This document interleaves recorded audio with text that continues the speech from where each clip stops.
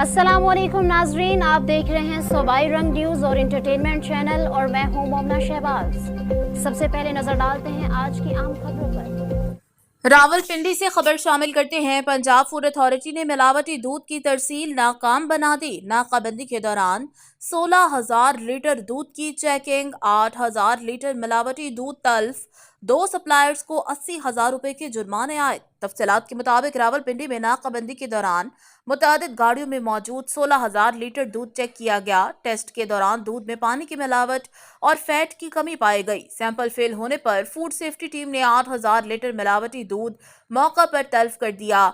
मुजरे सेहत दूध झंग और सरगोदा से रावलपिंडी में सप्लाई किया जाना था। मिलावटी दूध मिल्क शॉप्स, होटलों और टी स्टॉल्स पर सप्लाई किया जाना था। इस मौका पर डीजी फूड अथॉरिटी का कहना था कि दूध की टेस्टिंग के लिए पंजाब भर के शहरों के दाखिली और खारजी रास्तों पर नाकाबंदी जारी है।